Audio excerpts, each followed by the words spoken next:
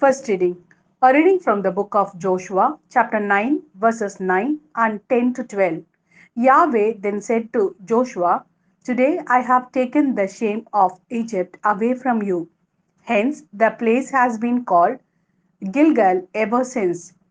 The Israelites pitched their camp at Gilgal and kept the Passover there on the 14th day of the month, at evening in the plain of Jericho. On the very next day after the Passover, they ate what the land produced, unleavened bread and roasted ears of corn. The manna stopped the day after they had eaten the produce of the land.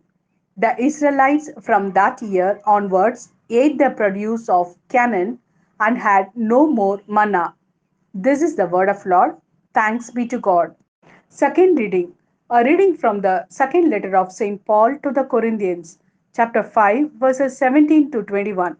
So for anyone who is in Christ, there is a new creation. The old order is gone, and a new being is there to see. It is all God's work. He reconciled us to Himself through Christ, and He gave us the ministry of reconciliation. I mean, God was in Christ, reconciling the world to Himself, not holding anyone's faults against them, but entrusting to us the message of reconciliation. So we are ambassadors of Christ.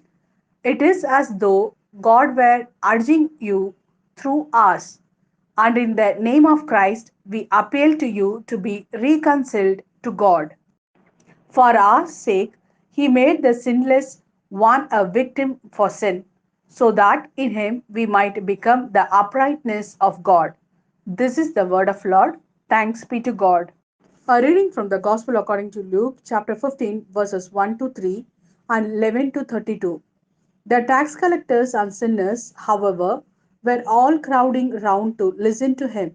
And the Pharisees and scribes complained, saying, "This man welcomes sinners and eats with them." So he told them this parable. Then he said, "There was a man who had two sons. The younger one said to his father, 'Father, let me have the share of the estate that will come to me.' So the father divided the property between them. A few days later, the younger son got together everything he had and left for a distant country, where he squandered his money on a life of debauchery. When he had spent it all, that country experienced a severe famine, and now he began to feel the pinch. So he hired himself out to one of the local inhabitants, who put him on his farm to feed the pigs, and he would willingly have filled himself with the husk of pigs were eating, but no one would let him have them. Then he came to his senses and said, "How many of my father's hired men have all the food they want and more? And here am I dying of hunger. I will leave this place and go to my father and say, 'Father, I have sinned against heaven and against you. I no longer deserve to be called your son. Treat me as one of your hired men.' So he left the place and went back to his father. While he was still a long way off, his father saw him and was moved with pity. He ran to the boy, collapsed him with his arms, and kissed him. Then his son said, 'Father, I have sinned against heaven and against you. I no longer deserve to be called your son.' But the father said to his servants, 'Quick, bring out the best robe and put it on him. Put a ring on his finger and sandals on his feet. Bring the calf we have been fattening and kill it. We will celebrate by having a feast. Because this son of mine was dead and has come back to life.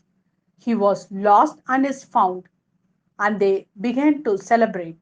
Now the elder son was out in the fields, and on his way back, as he drew near the home, he could hear music and dancing. Calling one of the servants, he asked what it was all about. The servant told him, 'Your brother has come, and your father has killed the calf we had been fattening because he has got him back safe and sound. He was angry then and refused to go in, and his father came out and began to urge him to come in. But he retorted to his father, all these years I have slaved for you and never once disobeyed any orders of yours. Yet you never offered me so much as a kid for me to celebrate with my friends.